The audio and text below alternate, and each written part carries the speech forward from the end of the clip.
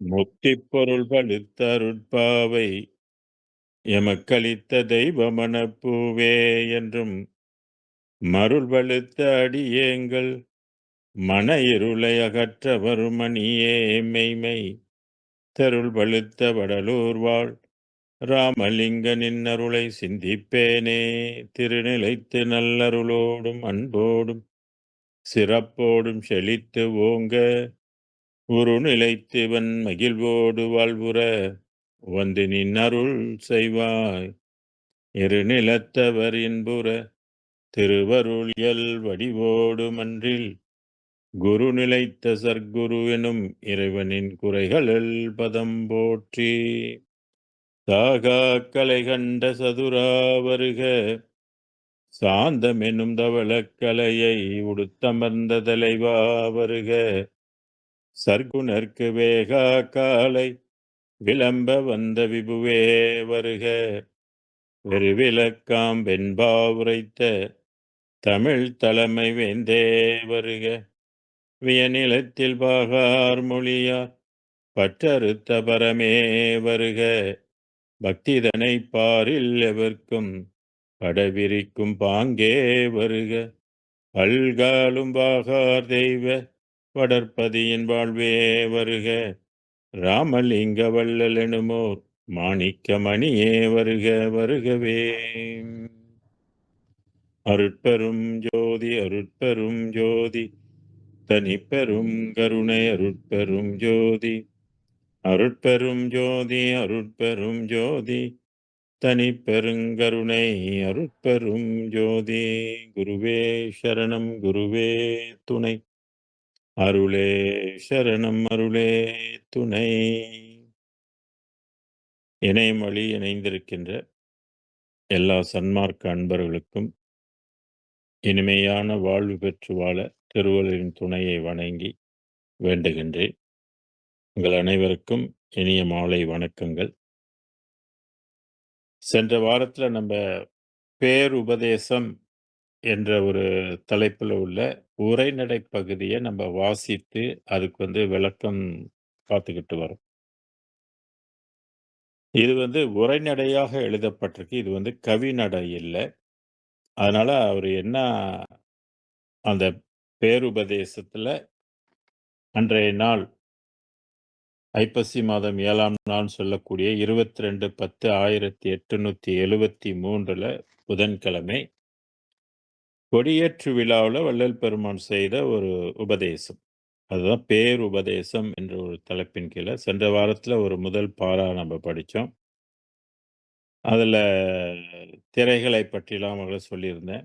நம்மளுடைய ஆன்மாவை சில பச்சை திரை, கருப்பு திரை போன்ற திரைகள் எல்லாம் மூடிக்கொண்டு இருப்பதனால அந்த ஆன்மாவுக்கு உண்மையை தெரிந்து கொள்வதற்கு வாய்ப்பில்லை.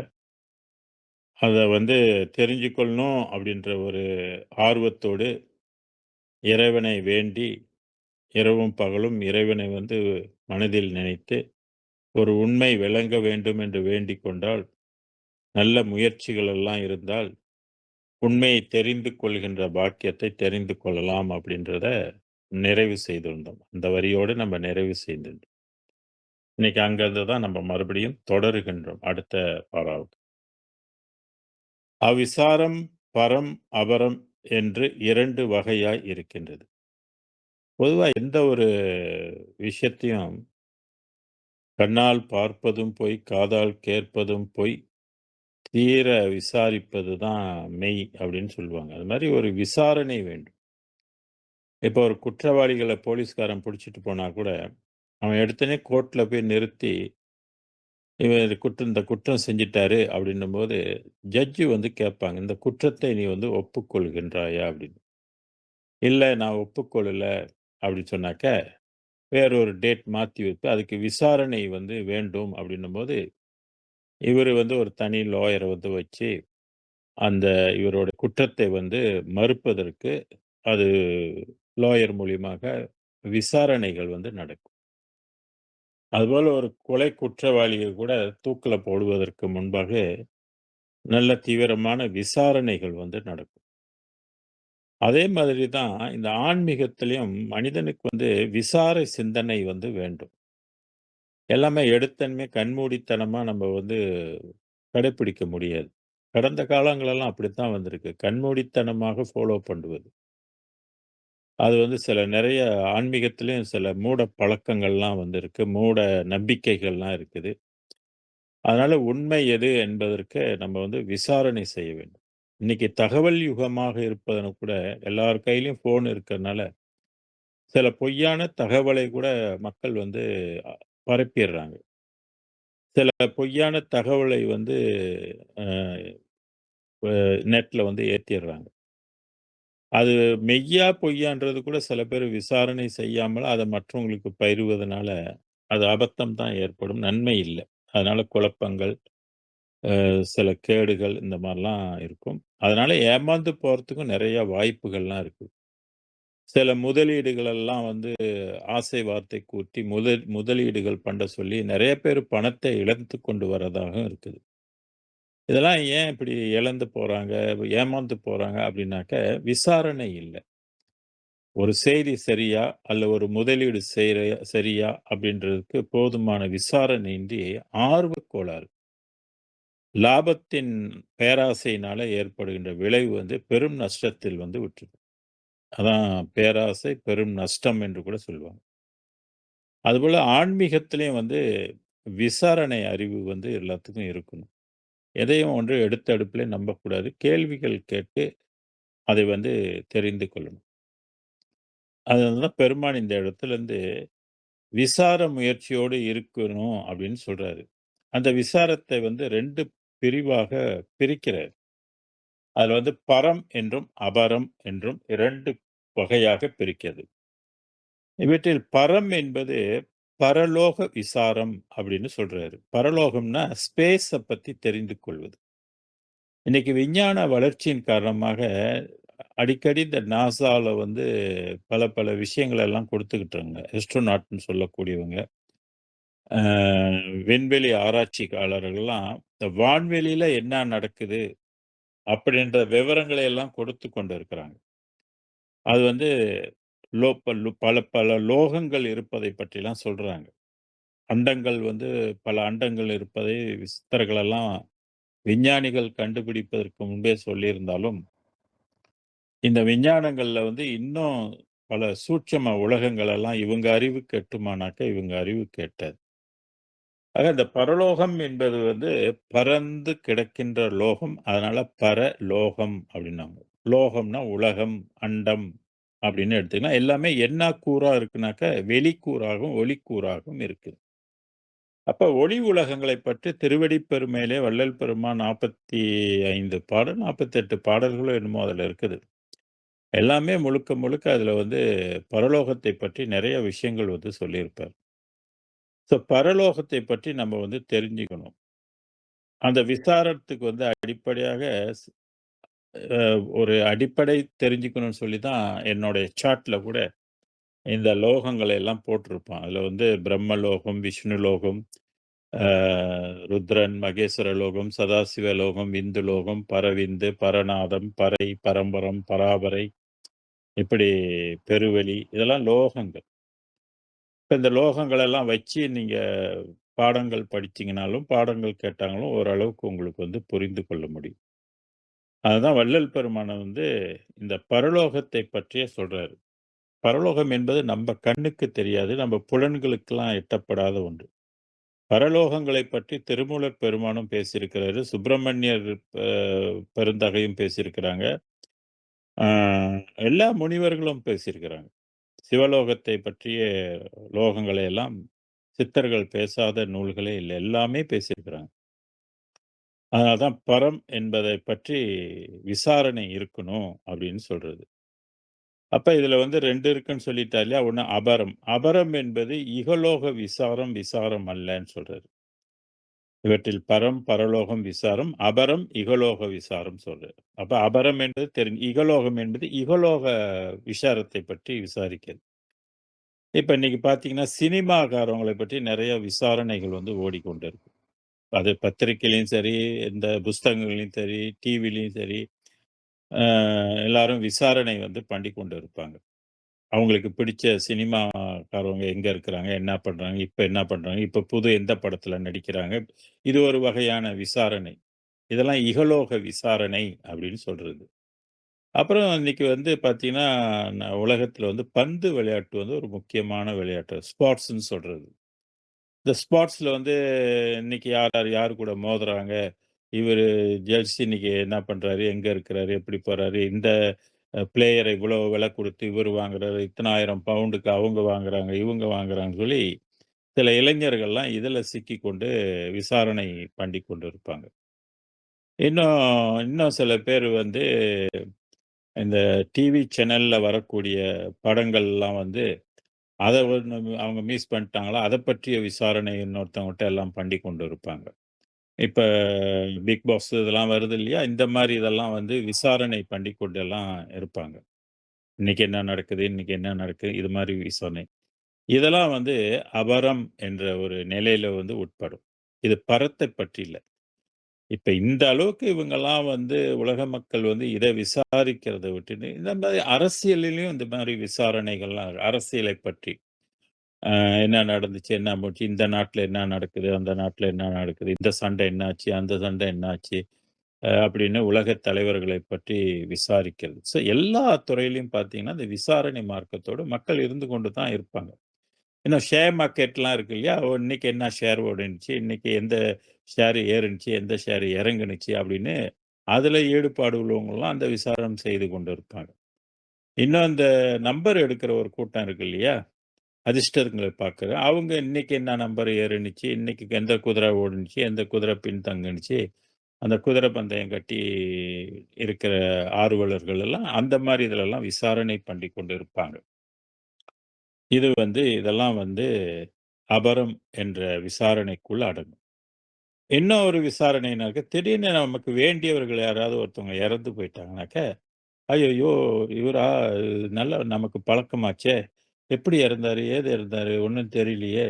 2, 3 நாளைக்கு முதல்ல தானே நான் அவர பார்த்தேன். அவரு கூட பேசினேன். எல்லாம் ஒண்ணா இருந்து சாப்பிட்டோம். திடீர்னு இந்த செய்தி வருதே!" அப்படின்னு இறப்பை பற்றிய ஒரு விசாரணை வந்து பண்ணிக் கொண்டிருப்போம். இந்த எல்லைக்குள்ள தான் இந்த விசாரணைகள்லாம் இருந்து கொண்டு இருக்குது. இதனால ஆன்ம லாபம் எதுவும் ஏற்படுமா? அப்படின்னா, ஆன்ம லாபம் எதுவுமே ஏற்படாது. அதனால தான் விசாரம் வந்து வள்ளலார் 2ஆக பிரிச்சாரு. ஒன்றை அபரம் என்றும், இன்னொன்னு வந்து பரம் என்று சொன்னார். இந்த பரலோக விசாரம் என்பது அண்டங்களைப் பற்றி விசாரிக்கின்றது. வள்ளல் பெருமானுக்கு இந்த விசாரணை வந்து இளமை பருவத்திலே அவருக்கு வந்து இருந்ததாக சில பாடல்கள்ல வந்து தெரியுது. அது மெய்யருள் வியப்பு என்ற ஒரு இடத்துல வந்து ஒரு பாடல்ல சொல்வாரு. "அண்டப்பரப்பின் திறங்கள் அனைத்தும் அறிய வேண்டியே, ஆசைப்பட்டது அறிந்து தெரித்தாய் அறிவைத் தூண்டியே" அப்படின்னு ஒரு பாடல் இருக்குது. மெய்யருள் வியப்புல. "பிண்டத்துயிர்கள் பொருந்தும் வகையும் பிண்டம் தன்னையே, பிரியும் வகையும் பிரியா வகையும் தெரித்தாய் பின்னையே" அப்படின்னு ஒரு பாடல். அப்ப இந்த முதல் வரிய எடுத்துக்கிட்டாக்க, அவருக்கு வந்து இயல்பாகவே அந்த ஒரு ஆர்வம் இருந்தது. அண்டங்களைப் பற்றி தெரிந்து கொள்ளக்கூடிய, அறிந்து கொள்ள வேண்டிய ஒரு ஆசை. அதான் அண்ட பரப்பின் திறங்கள். அதுல வந்து திறங்கள் என்று எப்படி அவருக்கு தெரிஞ்சது? அதுல வந்து திறன் இருக்குது அப்படின்றது ஒரு பெரிய கேள்விக்குறி. அது சிறு வயதிலேயே ஸ்பேஸ்ல வந்து திறன் இருக்கிறதை வந்து எப்படி இவருக்கு தெரியும்? அப்படின்றது ஒரு கேள்வி வரும். எந்த எந்த பிள்ளைங்களுக்கும் தெரியாத ஒரு விஷயம் இது. இப்ப பெரியவங்களுக்கே தெரியாது. பெரிய பெரிய விஞ்ஞானிகளுக்கு கூட தெரியாது. இந்த திறன் என்பது தெரியாது. ஸ்பேஸ்ல என்ன திறன் இருக்குது? ஸ்பேஸ்ல என்னென்ன திறன் இருப்பதுக்கு ஒரு தனியா ஆய்வே பண்ணலாம். அவ்வளோ விஷயங்கள் வந்து எல்லாமே அடங்கி இருக்குது ஸ்பேஸ்ல தான். எப்படி ஒரு நூல் நிலையத்தில வந்து லைப்ரரியில வந்து எல்லா புத்தகங்களும் பெரிய பெரிய லைப்ரரியில எல்லா புத்தகங்களும் அடங்கி இருக்குமோ, எல்லாருடைய கருத்துக்களும் அதுக்குள்ள அடங்கி இருக்குமோ, அது மாரி இந்த அண்டங்களுக்குள்ள வந்து எல்லா விஷயங்களும், எதிர்கால விஷயங்கள் எல்லாம் வந்து பதிவுல வந்து இருக்கும் அப்படின்றது தெரியுது. அதனால தான் அந்த மாரி உள்ள ஒரு இன்ஃபர்மேஷனை வந்து எடுத்து உலகத்துக்கு கொடுப்பது என்பது எல்லார்னாலும் முடியாத காரியம். அந்த வகையில தான் சித்தர்கள் நமக்கு அவங்க உலகத்துல உள்ள இன்ஃபர்மேஷன்கள எல்லாம் எடுத்து நமக்கு குடுத்துருக்குறாங்க. இப்ப திருமந்திரம் எடுத்துக்குவோம், உலகத்தையும் எடுத்துக்குவோம். திருமூலருடைய திருமந்திரம், திருக்குறள். இப்ப அவ்வுலகம், இவ்வுலகம் என்று வள்ளுவ பெருமான் கூறுகிறார். அப்ப இந்த உலகத்தை வந்து இவ்வுலகம் அவ்வுலகம் என்பது அந்த உலகத்தை பற்றி சொல்லுவாரு. அதனால வையத்து வாழ்வாங்கு வாழ்வன் வானுரையும் தெய்வத்தில் வைக்கப்படும். இந்த வான் உரை வான் என்ற சொல்லை அவர் திருக்குறள்லயும் 2000 ஆண்டுகளுக்கு முன்பே பயன்படுத்தியிருக்கார். அப்ப வெளி உலக வாழ்க்கையை பற்றி சிந்திப்பது தான் இந்த பரலோக விசாரம் என்று சொல்லக்கூடியது. அப்பனா எவ்வளோ பரலோகம் இருக்குது அப்படின்றதெல்லாம் ஒரு சிந்தனைக்கு உட்பட்டது. அதெல்லாம் இந்த 6ஆம் திருமுறை நூலை படிக்கும்போது அதிலிருந்து நம்ம பல விஷயங்களெல்லாம் எடுத்துக்கொள்ளலாம். அதனால தான் இந்த 2 விசாரணை வந்து ஒன்று உலகியல் நடை விசாரம். இன்னொன்று வந்து ஸ்பேஸை பற்றி, அதாவது வெண்வெளிகளைப் பற்றி விசாரிக்கின்றது. பரலோகங்களைப் பற்றி விசாரிக்கின்ற ஒரு விசாரம் என்று சொல்றாரு. இதுல இகலோக விசாரம், விசாரம் அல்லன்ட்டாரு. ஏன்னா இது வந்து சாதாரண ஒரு சின்ன அறிவுக்கு உட்பட்டது. இதனால ஆன்ம லாபத்துக்கு ஒன்றுமில்ல. ஒரு கோஷ்டி நம்பிக்கை, கோஷ்டியோட மேலோட்டமான ஒரு ஆசை இது. உலகியல் ஆசைன்னு எடுத்துக்கொள்ளலாம். சாதாரணமாக ஒருவன் சாரம் செய்து கொண்டிருக்கிறான் என்றால் கொண்டிருக்கின்றானோ என்றால், அவ்விசாரம் விசாரம் அல்ல. இப்போ ஒருத்தன் விசாரம் செய்து கொண்டிருக்கிறான் அப்படின்னா, அவன் எதைப் பற்றி விசாரம் கொண்டு இருக்கான்? உலகியலைப் பற்றி விசாரித்துக் கொண்டு இருப்பது அது விசாரம் ஆகாது அப்படின்னு விண்ணோய் விசாரமும் அல்லன்றார். ஏனெனில் விசாரம் என்கின்றதற்கு பொருள் டேஷ் சாரம் என்பதில் சாதாரண உலக விசாரத்தை மறுக்க வந்தது. சற்று முன்பு நான் கோடிட்டு காட்டினது போல, பல பல விசாரணைகள்ல மக்கள் திளைத்திருக்கிறாங்க. ஆசை கொண்டு இருக்கிறாங்க. அறிந்து கொள்ளணும்னு முன் வந்துரு அதாவது ரொம்ப அர்ஜியா இருக்கிறாங்க இல்லையா? அதெல்லாம் வந்து விசாரம்னு எடுத்துக்கொள்ள முடியாது அப்படின்னு சொல்றாரு. அது விசாரமும் அல்ல அப்படின்னு சொல்றாரு. உண்மையிலேயே விசாரணை என்பது வந்து அது உலக விசாரத்தை வந்து மறுக்க வந்ததுன்னு சொல்றாரு. அப்ப ஏன் இந்த இடத்துல நான் நெறைய விசாரங்களை பத்தி எடுத்து சொன்னேன்னா, இந்த உலக விசாரம் வந்து நெறையா இருக்குது. ஒவ்வொரு ஆள் பைத்தியக்காரன் மாரி ஒவ்வொரு இதுல பைத்தியம் கொண்டு விசாரணையில இருப்பாங்க. இதெல்லாம் வந்து மறுக்க வந்ததுன்ற. அப்பன்னா இது விசாரம் என்று சொல்வது இது அல்ல. அது மேலும் பரலோக விசாரத்தையே குறிக்கும் பொருட்டு வந்ததுன்ட்டாரு. இப்ப இதுலருந்து நீங்க வந்து புரிஞ்சுக்கணும். அந்த டேஷ் சாரம் பிரித்தாக்க, இது வந்து உலக விசாரத்தை எல்லாம் மறுக்க வந்தது அப்படின்னு சொல்றது தான் அதனுடைய உண்மையான அர்த்தம். பரலோகத்தை மட்டும் தான் குறிக்கும். அப்ப பரலோகம் என்பது பரலோகம் ஒன்று இல்லையே. இப்ப ஒவ்வொரு மதங்கள், ஒவ்வொரு சமய நம்பிக்கைகள், ஒவ்வொரு லோகத்தை வந்து அது விசாரித்துக் கொண்டிருக்கிறாங்க. இப்ப வைணவர்கள் என்னாக்கா வைகுண்டத்தை பற்றி அவங்க விசாரித்துக் கொண்டிருப்பாங்க. ஏன்னா அவங்களுக்கு அது முத்தி என்பதும், மோட்சம் என்பதும் அதுதான் அவங்களுக்கு பரலோகமாக அவங்க அதை நினைத்துக் கொண்டிருப்பாங்க. இப்ப சைவர்கள் எல்லாம் பரலோகம் சொல்லி பராபர உலகத்தை பற்றி சிந்தித்துக் கொண்டிருப்பாங்க. அதுக்குரிய தெய்வங்களையும், அதுக்குரிய நாமங்களையும், அதை அடைவதற்குரிய முயற்சிகளிலும் சில பேர் ஈடுபட்டு கொண்டிருப்பாங்க. அதனால தான் அந்த பரலோகம் என்பது அதுமாரி மதவெளிகளை சார்ந்தவர்கள், மதவெளிகள்ல இருக்கக்கூடியவங்க, அவங்க அந்தந்த மதவெளிக்குட்பட்ட நிலையில, அந்த லோகத்தை பற்றி அவங்க விசாரணை செய்து கொண்டிருப்பாங்க. இந்த மாரி அந்த இடத்துக்கு போகணும், அந்த இடத்துக்கு வாழணும், முக்தி பெறணும், மோட்சம் பெறணும், அப்படின்லாம் சொல்லிக் கொண்டு இருப்பாங்க. இது வந்து எப்படி இந்த விசாரணைன்னு கேட்டாக்க, ஜலத்தில் இருக்கின்ற பாசியை நீக்குவது போல் நமது ஆன்மாவை தெரிய ஒட்டாமல் மூடியிருக்கின்ற பச்சை திரையாகிய ராகாதிகளை விசார அதி உஷ்ணத்தால் அல்லது மற்ற உஷ்ணங்களால் நீக்க முடியாது. எதுக்கு வந்து இந்த விசாரணை வேண்டும் அப்படின்னு கேட்டீங்கன்னாக்க, நம்ம எல்லாரும் ஆன்மாக்கள். எந்த ஜாதியா இருந்தாலும் சரி, எந்த தேசமா இருந்தாலும் சரி, இந்த மனிதகுலம் என்பது ஒரு ஆன்மாவை தாங்கி இருக்கு. மனிதகுலம் என்பது வெறும் உடம்பை மட்டும் தாங்கி அல்ல, உயிரையும் தாங்கி இருக்குது, மனதையும் தாங்கி இருக்குது, புலன்களை தாங்கி இருக்குது. இதுக்கு அப்பால் அடுத்த ஆன்மாவையும் அது தாங்கி இருக்கின்ற ஒரு அங்கம்.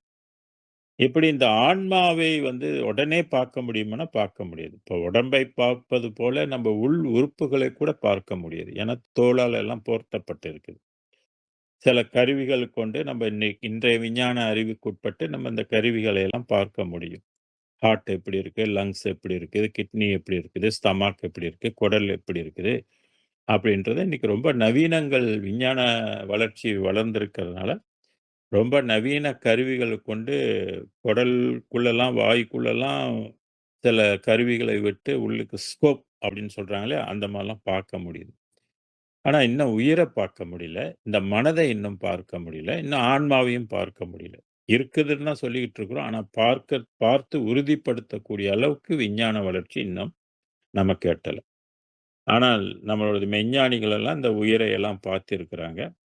அதனால நெறைய வைத்திய நூல்கள் இதுக்கு நோய்வாய்ப்பட்டால் என்னென்னலாம் மருந்து சாப்பிட்டு எப்படி எப்படிலாம் குணப்படுத்தணும் அப்படின்றதுக்கெல்லாம் அந்த காலத்திலே விஞ்ஞான வளர்ச்சி கருவிகள் இல்லாத காலத்திலாம் உறுப்புகள்ல ஏற்படுகின்ற நோய்கள், அதற்குரிய மூலிகைகள், மருந்துகள், அது செய்முறைகள் என்று பலவிதமான விஷயங்கள் எல்லாம் அவங்க வந்து குடுத்திருக்கிறாங்க. அதுபோல இங்க வள்ளல் பெருமான் என்ன சொல்றாரு, நமக்கு ஆன்மாவை வந்து பார்க்க முடியாமல், தொடர்பு படுத்த முடியாமல், வளர்ச்சி இல்லாமல் பா ஒரு பச்சை திரையாகிய பச்சை திரை வந்து மூடி இருக்குது அப்படின்னு சொல்றாரு. ஏற்கனவே கருப்பு திரைய பற்றி சொன்னாரு. இப்ப பச்சை கருமைக்கு முதன்மையாக இருக்கக்கூடிய வண்ணம் பசுமையாக இருக்கின்றது சொன்னேன் இல்லையா? அந்த பச்சை திரை வந்து மூடி இருக்கிறதுனால, நம்மளுடைய ஆன்மாவை வந்து நம்ம தொடர்பு கொள்ள முடியல. ஆன்மா விளக்கம் பெற முடியல. ஆன்மா ஆற்றலை பெற முடியல அப்படின்னு சொல்றாரு. ஏன்னா, ஆன்மா வந்து இறைவனுடைய பிரதிநிதி மாரி. அதனால அந்த ஒரு குளத்துல வந்து பாசி மூடி இருந்தா, ஒரு தண்ணி இருக்கு. அந்த குளம் ஆடாம அப்படியே இருந்தா மேல பாசி வந்துரும் இல்லையா? அந்த பாசியை வந்து நீக்குவது போல, நமது ஆன்மாவை வந்து தெரிய ஒட்டாமல் மூடி இருக்கின்ற பச்சை திரையாகிய ராகாதிகன குணக்கேடுகள். மனிதன்கிட்ட அஞ்ஞான வெளி இருக்கிறதுனால, மனம் ஒன்று இருப்பதனால, நிச்சயமாக அவங்களுக்கு வந்து பலவிதமான குணக்கேடுகள் எல்லாம் இருக்கும். கோபம் இருக்கும், காமம் இருக்கும், பொறாமை இருக்கும், வஞ்சம் இருக்கும். பிறருக்கு தீமை வந்தா மகிழ்ச்சி படுகின்ற எண்ணம் இருக்கும். நமக்கு கிடைக்காததுக்கு மற்றவங்களுக்கு கிடைச்சிட்டா பொறாமைகள். இந்த மாரி குணக்கேடுகள் என்று சொல்லக்கூடிய 8 விதமான குணக்கேடுகள். அது ராகாதிகள் என்று சொல்லுவாங்க. அந்த ராகாதிகளை வந்து விசார அதி உஷ்ணத்தால் அல்லது மற்ற உஷ்ணங்களால் நீக்க முடியாதுன்றது.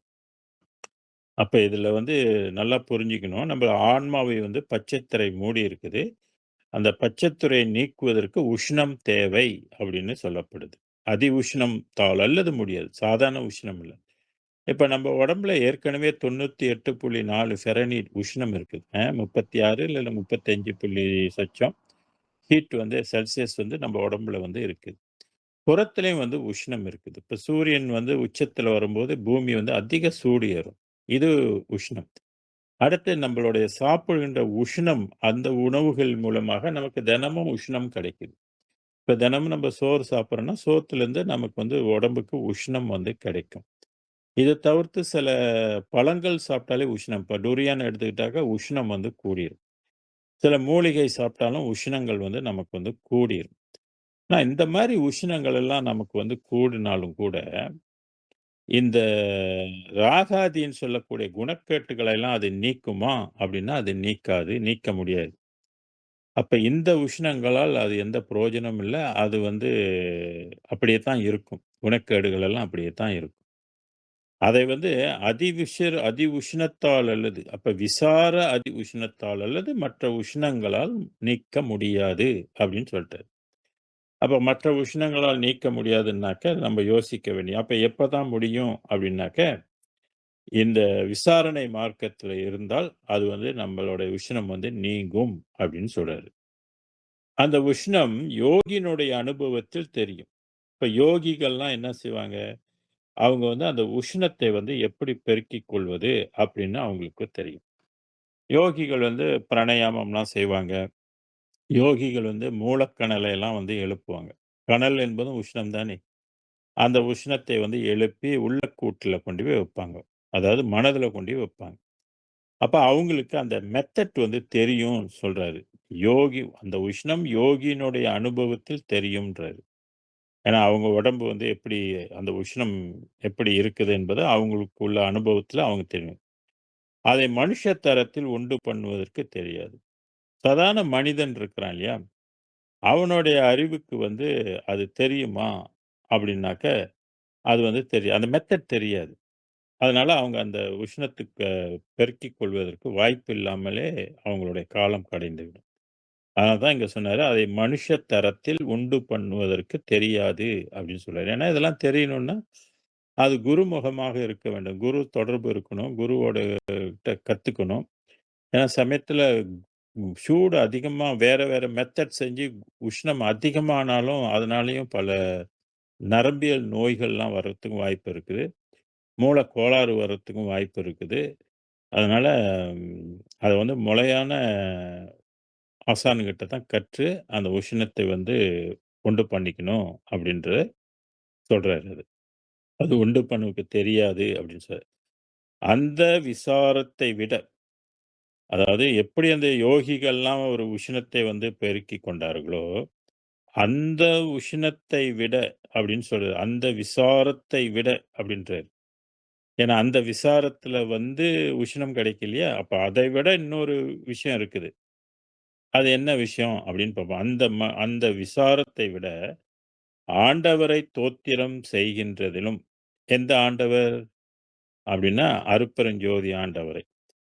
அந்த ஆண்டவரை தோத்திரம் செய்கின்றதிலும், தெய்வத்தை நினைக்கின்றதிலும். தெய்வம்னா எந்த தெய்வத்தை குறிப்பிடுறாரு? சிற்றபையில் விளங்குகின்ற தெய்வம் அதே தெய்வம்ன்றார் இல்லையா? அப்ப சன்மார்க்கம் சொல்லுகின்ற அந்த தெய்வத்தை நினைக்கின்றதிலும் அதிக உஷ்ணம் உண்டாகுன்றார். முதல்ல வந்து சொன்ன உஷ்ணத்தை விட, இந்த யோகிகள் பண்ணின உஷ்ணத்தை விட, இந்த தெய்வத்தை வந்து தோத்தரிப்பதன் மூலமாகவும், நினைக்கின்றதன் மூலமாகவும் அதிக உஷ்ணம் உண்டாகும்ன்றாரு.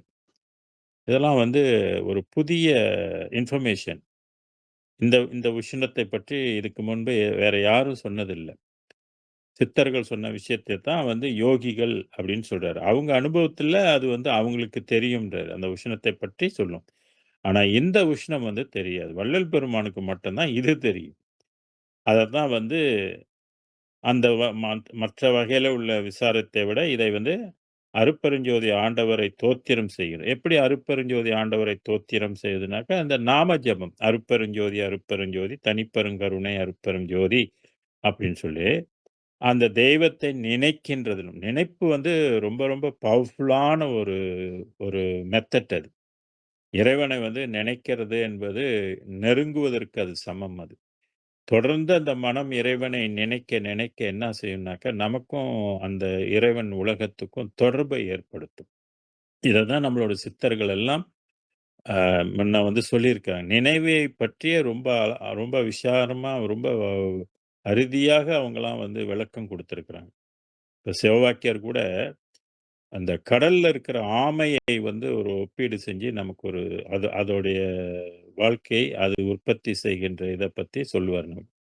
அதாவது கடலிலே இருக்கும் ஆமை கரையிலேறி முட்டையிட்டு கடலிலே திரிந்தபோது ரூபமானவாறு போல் மடலுளே இருக்கும் எங்கள் மணியரங்க ஜோதியை உடலுளே நினைந்து காண உண்மையான துண்மையன்.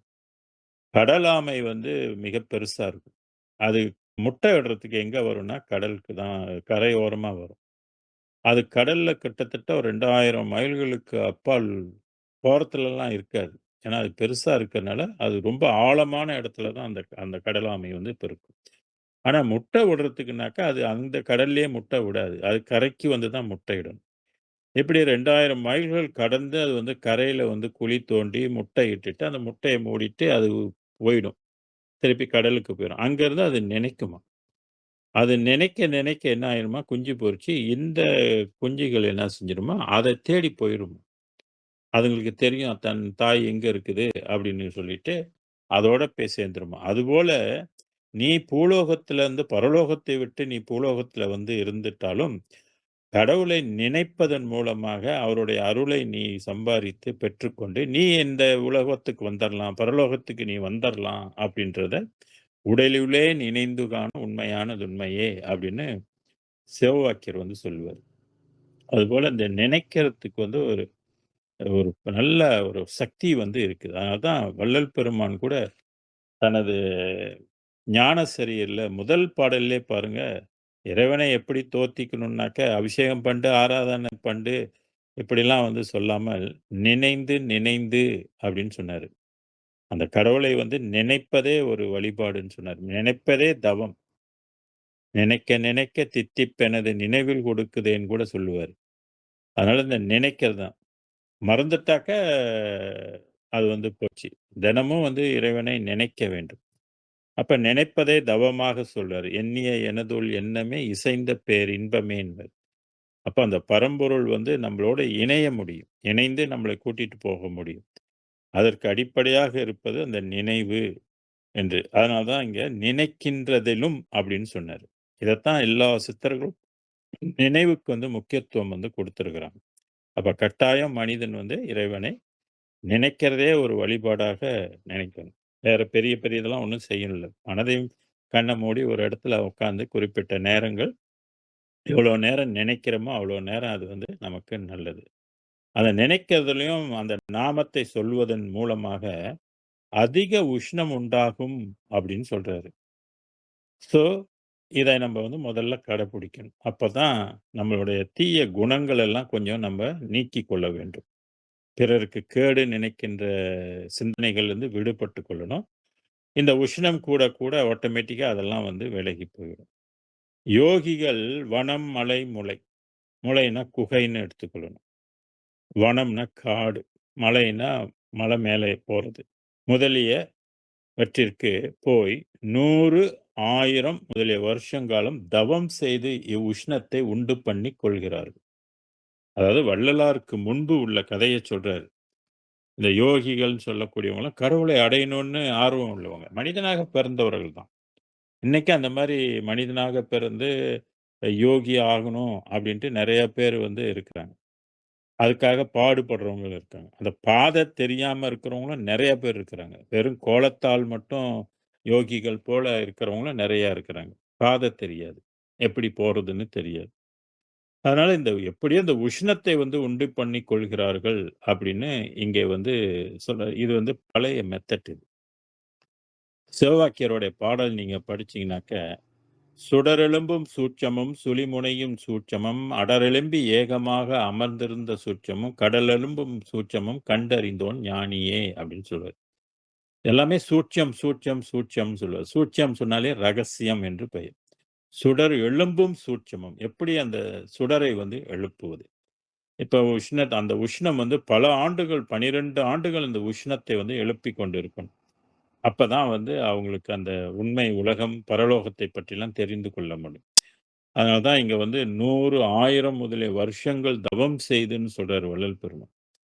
இப்படியாக உஷ்ணத்தை செய்து கொண்டு பெற்றவர்கள் கூட சன்மார்க்க உலகத்தை அவர்களால் அறிந்து முடிஞ்சதா அப்படின்னா அறிய முடியல.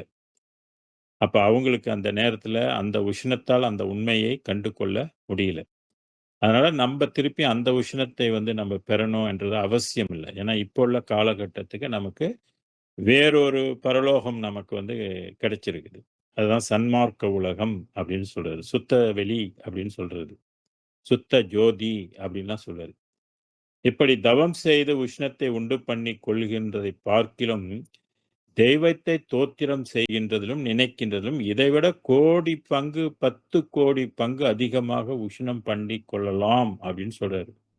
அப்ப இந்த வாய்ப்பை வந்து நம்ம பயன்படுத்திக் கொள்ளணும் இல்லையா? பழைய வாய்ப்புகள் வந்து பழைய மந்திரங்களோ, பழைய தந்திரங்களோ நமக்கு தேவைப்படாது. அதனால தான் மூச்சு பயிற்சிலாம் தேவையில்லை என்று வள்ளல் பெருமான் சொல்லுவாரு. வள்ளல் பெருமான் இடைகலை, பெண்களை எல்லாம் அவர் வந்து அந்த பயிற்சிலாம் செய்யல என்பதற்கு இதெல்லாம் வந்து நல்ல ஒரு சான்றுகள் அது. பாடல்களும் சான்று நெறையா இருக்கு. இருந்தாலும் உரைநடையிலயும் நமக்கு வந்து தெரியுது.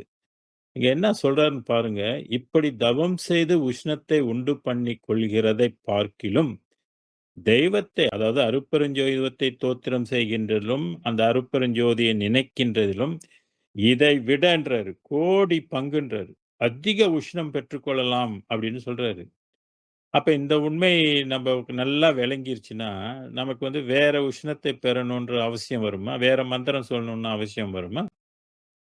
சொல்லுங்க. அதான் "வேண்டார் உளரோ நின்னருளை மேலோரன்றி கீழோரும்னாரு. ஆக தெய்வத்தை தோத்திரம் செய்கின்றலும், நினைக்கின்றலும் இதைவிட கோடி பங்கு, 10 கோடி பங்கு. முதல்ல கோடி பங்கு சொன்னாரு. அப்புறம் 10 கோடி பங்கு அதிகமாக உஷ்ணம் உண்டு பண்ணிக் கொள்ளலாம் அப்படின்னு சொல்றாரு. எவ்வாறெனில் சரி ஆசையா இருக்குது கேட்க. வெரி குட் சந்தோஷம் தான். இப்படி ஒரு வாய்ப்பு இருக்கா? ஓகே. அது நமக்கு சாத்தியப்படுத்திக் கொள்ளணும் இல்லையா? அடுத்து அவர் சொல்றாரு, இந்த உஷ்ணத்தை நீ வந்து எவ்வாறு பெறணும் அப்டின்னா, அதுக்கு நான் ஒரு வழி சொல்றேன். அதுக்கு ஒரு கால அ கணக்கெல்லாம் சொல்றேன். எப்படி பண்ணணும் அப்டின்றது. ஏன்னா, பழைய உஷ்ணத்தை பெறுவதற்கும் ஒரு கணக்கு இருக்குது. அந்த இடைகளை, பின்களை ரகசியம் தெரியணும். அந்த காற்ற எவ்வளோ நேரம் அழுத்தணும்னு தெரியணும். எதுல ஏத்தணும், எதுல இறக்கணும் அப்டின்றதெல்லாம் ஒரு விதிமுறைகள் இருக்கு. அந்த விதிமுறைகள்ல வந்து என்னென்ன உணவு எடுக்கணும், அது உஷ்ணம் வந்து கூடும்போது என்ன பண்ணிக்கணும் உடம்புக்கு, அதுக்கெல்லாம் நெறைய அ அ துணை விதிகள் வந்து இருக்குது. ஆனா, இங்க வள்ளல் பெருமான் அதுபோன்று இங்க வந்து நமக்கு ஒரு வாய்ப்பு குடுக்குறாரு. "இத நீயும் பெருக்கிக் கொள்ளலாம். எவ்வாறெனில்" சொல்றாரு. "எவ்வாறெனில், ஒரு ஜாம நேரம்ன்றாரு. ஒரு ஜாமம் என்பது கிட்டத்தட்ட இப்போ உள்ள கணக்குக்கு வந்து 3 ஹவர்ஸ்ன்னு வரும். 3 ஹவர். 3 ஹவர் நேரம், 3 மணி நேரம்னு எடுத்துங்க. ஒரு ஜாம நேரம். மனதில் இக விசாரம் இன்றி. இக விசாரம் என்பது இகலோகம். அப்ப பூமியில உள்ள விசாரங்கள்.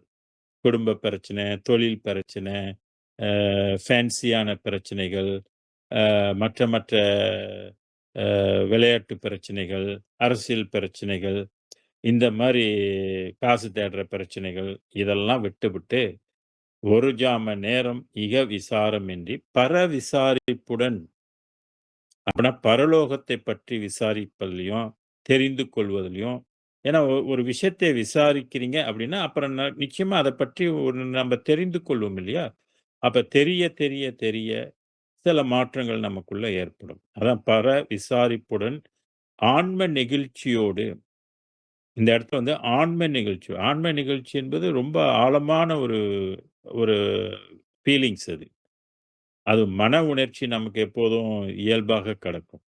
ஆன்ம நிகழ்ச்சியோடு அப்படின்னா, அந்த ஆர்வமாக இருக்கும். ரொம்ப ஆழ்மனமா இருந்தாக்கா, அது உள் உணர்வோடு அது நிகழ்ச்சியோடு தெய்வத்தை சிந்தித்துக் கொண்டாவது, அல்லது தோத்திரம் செய்து கொண்டாவது இருந்தால், நாம் பெற வேண்டியதை பெற்றுக்கொள்ளலாம் அப்படின்னு ரொம்ப ஸ்ட்ராங்கா நமக்கு வந்து சொல்றாரு. எவ்வளோ நேரம்? 1 ஜாம நேரம். சரி 1 ஜாம நேரம் எல்லாருக்கும் ஒதுக்க முடியுமா? அப்படின்னா, சிலருக்கு சாத்தியமா இருக்கும். சிலருக்கு சாத்தியம் இல்லாமலும் இருக்கும். ஏன்னா, இன்றைய உலகத்துல நம்ம வாழுகின்ற வாழ்க்கையினுடைய முறை, நமக்குள்ள பொறுப்புகள், கடமைகள் இதெல்லாம் வந்து நம்ம வந்து எடுத்துக்குவோம். ஆண் ஆண் வர்க்கமா, பெண் வர்க்கமா, நடு வர்க்கமா, கிளப்பருவமா இப்படிலாம் நெறைய பிரிவுகள்ல வந்து நம்பலாம் வாழ்ந்து கொண்டு இருக்கிறோம். இப்ப பள்ளிக்கு போற பிள்ளைங்க, அவங்க வந்து காலையில வந்து எத்தன மணி நேரம் ஸ்கூலுக்கு போறதுக்கு அவங்க எத்தன மணிக்கு எந்திரிக்கணும், எத்தன மணிக்கு போகணும். அவங்கலாம் வந்து 3 மணி நேரம் செலவு பண்ண முடியுமா? வந்தோனயே அவங்களுக்கு மத்த ஆக்டிவிட்டீஸ்லாம் வந்து இருக்கும். இப்ப அதே மாரி ஒரு கல்யாணம் ஆன ஒரு வாலிபன், அவரு வந்து வேலைக்கு போணும், பணம் திரட்டணும், குடும்பத்த பார்த்துக்கொள்ளணும், குடும்ப செலவுக்கு ஈடு கட்டுறதுக்கு பார்ட் டைம் சில பேர் செய்வாங்க. அவங்க இந்த மாரிலாம் பண்ண முடியுமா? 1 ஜாம நேரம் செலவு பண்ண முடியுமா? அப்படின்றது ஒரு கேள்வி. அடுத்து இன்னும் சில பேரு வயது முதிர்ந்திருந்தால், அவங்க வந்து வீட்ல தான் இருப்பாங்க. வெளிய எங்கேயும் போக முடியாது. வெளிய வேலை அவங்களுக்கு எதுவும் இருக்காது. அப்ப அவங்களுக்கு வந்து இந்த வாய்ப்பு இருக்குதா? எவ்வளோ நேரம் பண்ண முடியும்? அப்படின்றது ஒரு கேள்விக்குறி. இப்படி ஒவ்வொரு மனிதனுக்கும் தனிப்பட்ட முறையில அந்த டைமிங்க வந்து அவங்க வகுத்துக் கொள்ளணும். அவரு 3 மணி நேரம் சொல்றாரு. அது அது வாய்ப்பா இருக்குதா? அப்படி வாய்ப்பு இல்லன்னா, குறைந்த பட்சத்திலயாவது நம்ப வந்து விசாரத்துல இருக்கணும். இப்ப சில பேருக்கு வந்து முடிஞ்சால் நீங்க 7 வாரமும் விசாரத்துல வந்து இருக்கலாம். அப்படி வாய்ப்பு இல்லையா? நீங்கள் வந்து என்ன செய்யலாம்? தனித்து வந்து விசாரணை வந்து பண்ணலாம். ஒரு குறிப்பிட்ட நேரம் தான் நம்ம விசாரணை பண்ணிக் கொண்டு இருக்க முடியும். அல்லது ஞாம ஜெபம் சொல்லிட்டு இருக்க முடியும். அதை நீங்கள் வந்து ஒரு 1/2 மணி நேரம் தான் செய்ய முடியும். எனக்கு அவ்வளோதான் டைம் இருக்குன்னா, அத செய்யலாம். இல்ல எனக்கு 1 மணி நேரம் டைம் இருக்குன்னா, அத செய்யலாம். இல்ல நீங்க உங்களுக்கு வந்து மற்ற ஆக்டிவிட்டீஸ்ல வந்து உங்களுடைய கவனம் போகுது. இப்ப டிவில நெறைய நிகழ்ச்சிகள் வந்து என்டர்டெயின்மென்ட் நிகழ்ச்சிகள் வந்து நெறைய போடுறாங்க. நெறைய சீரியல்லாம் வருது. இப்ப அதுலலாம் நீங்க கவனம் செலுத்தும்போது, எத்தனையோ மணி நேரம் வந்து ஓடிருது. ஒரு ஒரு நாளைக்கு இந்த டிவில கவனம் செலுத்துறவங்க நெறைய பேரு நெறைய மணி நேரங்கள வந்து செலவழிப்பாங்க. இப்ப அந்த மாரிலாம் இருந்தா எப்படி அவங்களுக்கு வந்து ஆன்மாவை தரிசிக்க முடியும்? இல்ல ஆன்மால இருக்கிற பச்சை திரைய வந்து எப்படி நீக்க முடியும்? நிச்சயமாக அதெல்லாம் வந்து சாத்தியப்படாது இல்லையா? அதனால அவங்கவங்க டைமிங் பொறுத்தவரைக்கும் செய்யுங்க. 3 மணி நேரம் அவங்க சொல்றது நெனைச்சாக்க, அது வந்து நல்லது. அப்படி இல்லன்னாலும், இந்த 3 மணி நேரத்த நீங்க குறைத்துக் கொண்டு, வாரத்துக்கு 1 மணி நேரமோ ஒரு விசாரணையில இருக்கலாம். இப்ப என்னோட வகுப்புகள்லாம் வந்து கிட்டத்தட்ட ஒரு 1 மணி நேரம் நாங்க வந்து நடத்துறோம். அங்கங்க ஒரு இடத்துக்கு போம்போது 1 மணி நேரம். ஒரு சில இடங்கள்லாம் போகும்போது 3 மணி நேரம், 4 மணி நேரம், 5 மணி நேரம், 6 மணி நேரம்ன்ற கூட நாங்கலாம் நடத்தியிருக்கிறோம் அதெல்லாம். இப்படிலாம் நடத்தும்போது தான், அவங்களுக்கு வந்து அந்த உண்மையான விஷயங்கள் வந்து தெரிய வரும். அதிக நேரம் விசாரணை செய்யும்போது, அதிக நேரம் ஒரு விஷயத்தை சிந்திக்கும்போதும், கேட்கும்போதும் அவங்களுக்கு வந்து தெளிவு ஏற்படும். அப்ப தெளிவு ஏற்பட்டால் தான் அவங்க அந்த மார்க்கத்துக்குள்ள நிலைத்து நிற்க முடியும். மார்க்கத்தை வந்து விரும்ப முடியும். பிறப்பொழிக்க முதல்ல தெளிவு வேணும் இல்லையா? அதனால தான் ஆன்ம நிகழ்ச்சியோடு தெய்வத்தை சிந்தித்துக் கொண்டாவது அல்லது தோத்திரம் செய்து கொண்டாவது இருந்தால் இப்ப இது 2யும் தவிர்த்து, இந்த பாடங்கள் பாடங்களை நம்ம வந்து படித்து, அதுக்குள்ள இருக்கிற கருத்தை வந்து ஆய்வு செய்து கொண்டும் இருக்கலாம். சில நேரத்தில நாம ஜெபம் சொல்லலாம். சில நேரத்தில வந்து பாடலாம். சில நேரத்தில வந்து ஒவ்வொரு வரிக்கும் வந்து விளக்கம் வந்து நம்ப சேகரிக்கலாம். கொள்முதல் பண்ணலாம் அத. இப்ப அந்த மாரி விளக்கங்கள் சில பேர் பேசுறவங்கலாம் இருப்பாங்க. நெறைய பேச்சாளர்கள் இருக்காங்க. சன்மார்க்கத்தை பேசுகின்றவனா இருக்கான். அந்த மாரி கருத்துக்கள் எல்லாம் நீங்க செவிமடுக்கலாம். அப்படி செவிமடுக்கும்போது சிலருடைய கருத்துக்கள் கொஞ்சம் முரண்பாடாக இருக்கும். சில கருத்துக்களை வந்து மற்றவரோடு ஒப்பீடு செய்து பார்க்கலாம். உங்களுக்கு எது சிறப்பா இருக்குது, எது நல்லா இருக்குது, எது நியாயத்தோட இருக்குது, எது ஆதாரத்தோட இருக்குதோ, அந்த மாரி கருத்துக்களை நீங்கள் கொள்முதல் பண்ணிக்கொள்ளும். இப்படிலாம் பண்ணிக்கொண்டு இருந்தா தான் நம்மகிட்ட வந்து உஷ்ணங்கள் வந்து கூடும். இந்த உஷ்ணம் கூடுனால் மாயை விலகும். பச்சை திரை என்ற திரையும் நீங்கும். நம்மகிட்ட இருக்கிற மாயையும் சிந்தனை செய்தாலே மாயை நீங்கும் என்பது காகபுஜண்டருடைய பாடல்லயும் இருக்குது. அழகா சொல்லுவாரு. அம்மிய வந்து அம்மி கல்லு 2 இருக்கு இல்லையா? அத 2ம் அன்னாடம் நம்ம ஏதாவது போட்டு அரைக்க எப்படி அந்த கல்லு வந்து தேயுதோ, அதுபோல நம்ம சிந்தனை செய்ய மாயை வந்து தேய்ந்து போகும்னு சொல்லுவாரு. அதோடைய வலிமை வந்து குன்றும் என்று பல 1000 ஆண்டுகளுக்கு முன்பே நம்மளுடைய அ காகபுஜண்டர் என்ற ஒரு மகான் 1000 பாடல்களுக்கு மேல எழுதியிருக்கிறாரு அவரு. அவருடைய பாடல்கள்ல இந்த வரி வந்து இருக்குது. அந்த சிந்தனை பண்றத பத்தி அவரு சொல்லியிருக்கிறாரு. "நினைமின் மனமே நினைமின் மனமே செம்புள் அம்பணவாளரை நினைமின் மனமே நினைமின் மனமேன்னு" சொல்லி பட்டினத்தாரும் பாடியிருக்காரு. திருமூலதேவர் நினைக்க நினைக்க நினைமின் என்னை நினைத்தால் நான் உன்னை நினைப்பேன் அப்படின்னு சொல்லி அவரு ஒரு பாடல் வந்து அமைத்திருக்கிறார். எப்படி எல்லா பேரும் அந்த நினைவை பற்றி நெறைய இடத்துல சொல்லியிருக்கனால, நாமும் அதை வந்து முடிந்த அளவுக்கு வள்ளலார் சொன்ன 1 ஜாம நேரம் நமக்கு முடியலனாலும், முடிந்த அளவாவது நம்ம சிந்தனையில வந்து இருக்கணும். காலை, மாலையில 2 வேளையில நீங்கள் சிந்தனை செய்து கொண்டிருந்தால், இப்படிதான் இருக்கணும் அப்படின்னு சொல்ல. இருந்தால் நாம் பெற வேண்டியதை பெற்றுக்கொள்ளலாம்ன்றாரு. நாம் பெற வேண்டியது என்னன்னா, இறைவனுடைய கருணை, இறைவனுடைய அருள். அந்த அருளை வந்து நம்ம பெற்றுக்கொள்ளலாம் அப்படின்னு சொல்றாரு. அல்லால் உலகத்தில் விசாரம் என்கின்ற உண்மை தெரியாது. விசாரம் என்று வழங்கி அதை துக்கம் என்றே சொல்லுவார். இப்ப அந்த காலத்துல இதெல்லாம் வள்ளலார் வந்து சொன்னனே தான் நமக்கு தெரியுது. ஓ! விசாரணை வந்து பரலோக லாஜிக்கா தானே இருக்குது. ஆனா அந்த காலத்துல விசாரணைனாக்க, அந்த துக்க விசாரணை. யாரும் போயிட்டாக்க, அவங்களோட போய் விசாரிக்கிறது தான் விசாரணைன்னு இருப்பாங்க. இரு ஒருத்தர் போயிட்டாரா, நான் போய் விசாரிச்சுட்டு வரேன். அங்க போய் கேட்டுட்டு வரேன். அப்படின்னு விசாரம் என்று சொல்லுவாங்க. அது உண்மை அது அல்ல அப்படின்றது மீண்டும் சொல்றாரு. இவ்வுலகில் விசாரம் என்கின்ற உண்மை தெரியாது. விசாரம் என்று வழங்கி அதை துக்கம் என்றே சொல்லுவார்கள். துக்கம்னா தெரியல இறப்பு. இறப்பு செய்திக்கு போனா தான் துக்க விசாரணைக்கு போயிட்டு வரேன்னு சொல்றது. அது இல்ல. அத போய் கேளு. அவரு எப்ப போயிட்டாரு? எப்படி போயிட்டாரு? என்ன செஞ்சாரு? எதனால போனாருன்னு போய் கேட்கிற. அது விசாரம் அல்ல. அதை அப்படிதான் சொல்லுவாங்க அந்த காலத்துல. அது வந்து விசாரம் அல்லன்னு. நாம அப்படி அர்த்தம் பண்ணக்கூடாதுன்னாரு. தவறான கருத்தை நீங்கள் வந்து கொள்ளாதீங்க. அதான் சில மூடக் கொள்கைகள், தப்பான கருத்துக்கள் இதெல்லாம் வந்து நெறைய இருக்குது. இப்போ உதாரணத்துக்கு வந்து "பந்திக்கு முந்திக்கு, படைக்கு பிந்திக்கின்னு" ஒரு பழமொழி சொல்லுவாங்க. பந்திக்கு முந்திக்கின்னா சாப்பாடு போடுறதுக்கெல்லாம் முந்திக்கிங்க. படைக்கு பிந்திக்கின்னா சண்டை போடுறதுக்கு பிந்திக்கிங்க அப்படின்னு மேலோட்டமான அர்த்தம் இருக்கும். ஆனா அதோட உண்மையான அர்த்தம் என்ன? பந்திக்கு முந்திக்கின்னா எல்லாரும் சாப்பிடறதுக்கு உட்கார்ந்திருப்பாங்க. நீ போய் அவங்களுக்கு சர்வ் பண்ண முந்திக்கு. அப்ப சர்வ் பண்றதுன்னு நீ தர்மம் செய்ய முந்திக்கு. படைக்கு பிந்தி படைன்னா நீ ஒருத்தனை கொல்லணும். இன்னொரு உயிரை நீ கொல்லணும். கொலைக்கு பிந்திக்கு. அப்ப தர்மத்துக்கு முந்திக்கு வ கொலைக்கு பிந்திக்கின்னு சொல்றத, இப்படி பந்திக்கு முந்திக்கு, படைக்கு பிந்திக்கின்னு சூட்சமாக சொல்லி வச்சாங்க. அதனால தான் இந்த மாரி நெறையா அ பழமொழிகள், கருத்துக்கள்லாம் வந்து தவறான அர்த்தங்கள் கொண்டு நடப்புல வந்து இருக்குது. அததான் இங்க வள்ளல் சொன்னாரு. நாம அப்படி அர்த்தம் பண்ணக்கூடாதுன்னு நமக்கு அட்வைஸ் பண்றாரு. அவர்கள் பண்ணுகின்றது துக்க விசாரமே என்கின்றது. அது தப்புன்னு சொல்றாரு. துக்கத்த போய் விசாரம்னு நெனச்சு செஞ்சுகிட்டு இருக்கிறது, அது வந்து தப்பு அப்டின்னா. அவ்வர்த்தமும் அன்றுன்றாரு. அது அது அதுக்குள்ள அர்த்தம் இல்ல அதுன்றாரு. சாரம் என்கின்றது துக்கம், விசாரம் என்கின்றது துக்க நிவர்த்தினாரு.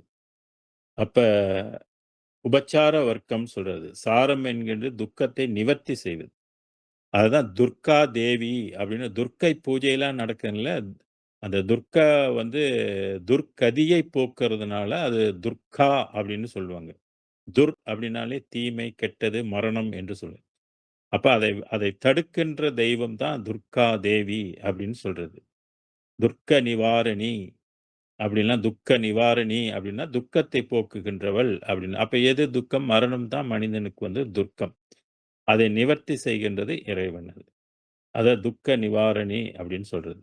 துக்க நிவர்த்தி என்பதுதான் இங்க வள்ளல் பெருமான் சொல்றது. துக்கத்தை நிவர்த்தித்தது. ஆதலால் விசாரம் என்கின்றது முன் சொன்னபடி பரலோக விசாரத்தை குறிக்கின்றது. அப்ப தீர்ப்பாக என்ன சொல்ல வர்றார்ன்னா, பரலோக விசாரணை தான் உண்மையிலே விசாரணை அப்படின்னு சொல்றாரு. ஏன்னா, பூலோக விசாரணை என்ன பண்ணாலும் அது நம்ம வந்து மரணத்துக்கு தானே போறது.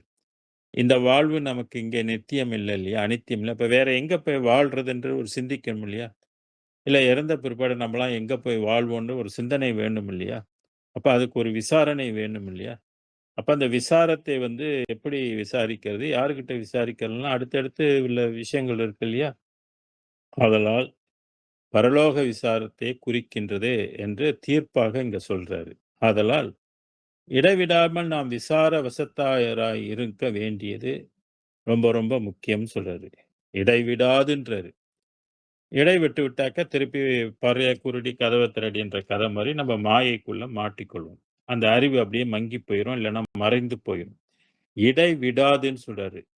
அதனால தான் நம்பலாம் சமயத்துல வந்து இந்த வார கிளாஸு, மாச கிளாஸு இதெல்லாம் இடைவிடாமல் நம்ம வந்து தொடர்ந்து வந்துகிட்டு, கேட்டுக்கிட்டு, படிச்சுக்கிட்டு, சந்தேகங்கள கேட்டுக்கிட்டு, குறிப்ப எடுத்துக்கிட்டு, இப்படியே நம்ப தொடர்ச்சியா கடைசி காலம் வரைக்கும் இத மூச்சு இருக்கிற வரைக்கும் நம்ம இத பயிற்சி பண்ணிக்கிட்டே இருக்கணும்.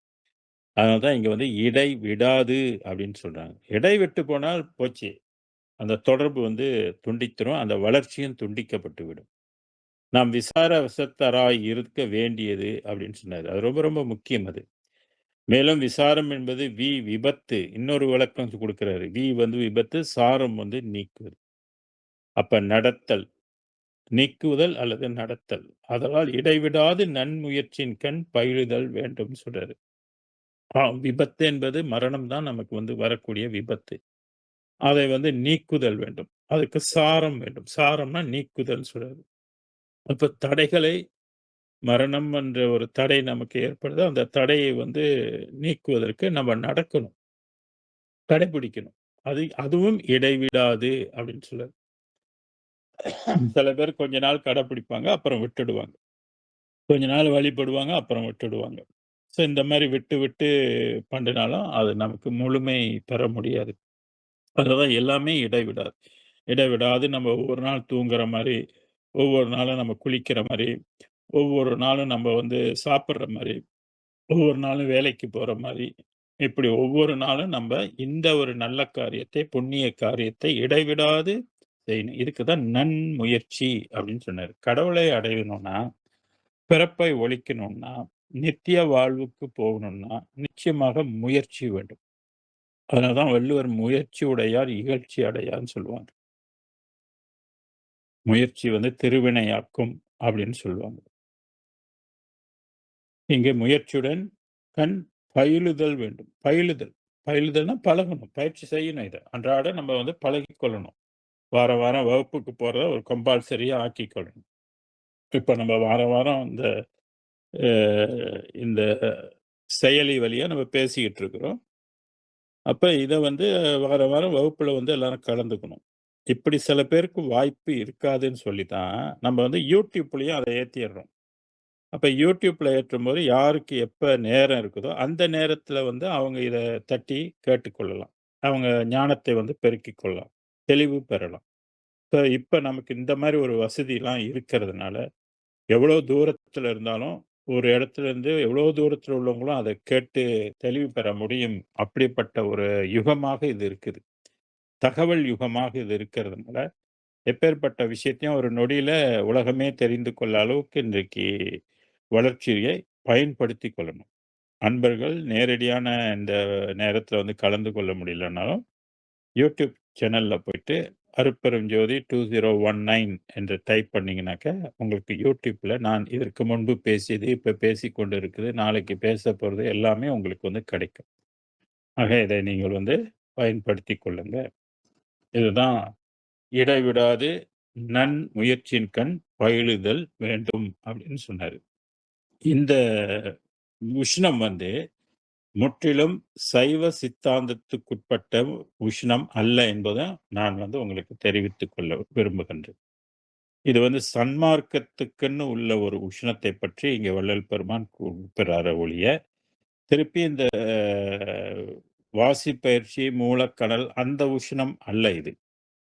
இது வந்து அருட்பெருஞ்சோதி நாமத்தை உச்சரிப்பதனாலும்,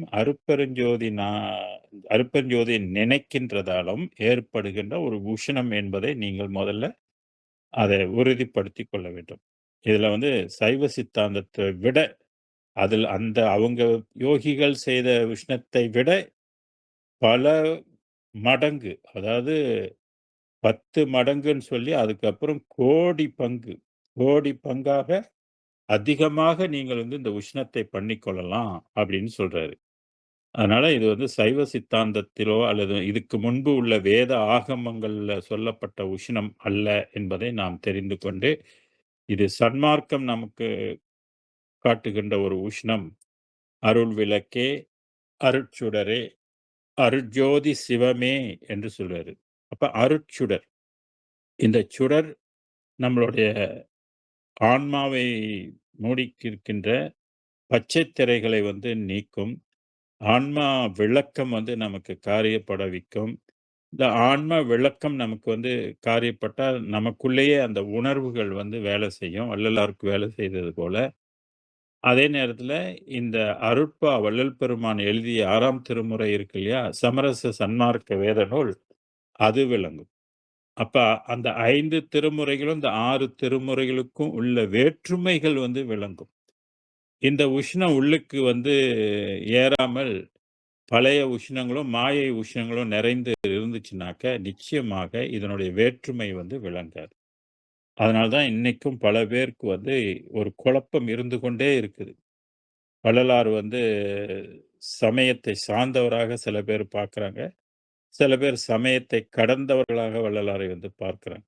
இதுக்கெல்லாம் சான்றாக அடுத்தடுத்து உள்ள பாராவ நம்ம வந்து படிக்கும்பொழுது, வள்ளலார் என்ன சொல்லி வராரு அப்படின்றதை நாம் வந்து தெரிந்து கொள்ளலாம். அன்பர்கள் எல்லாம் என்ன செய்யணும்னா, இந்த இந்த ப பேருபதேசத்தை வந்து அடிக்கடி படிக்க வேண்டும்.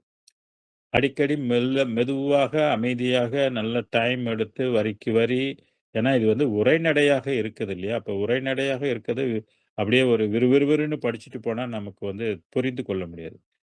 ஆக ஒவ்வொரு வரிக்கும் அதுக்குள்ள இருக்கிற கருத்து என்ன என்பதை ஊன்றி, இன்னைக்கு என்னுடைய அறிவுக்கு எட்டிய சில விளக்கங்களெல்லாம் நான் உங்களுக்கு வந்து குடுத்துட்டேன்.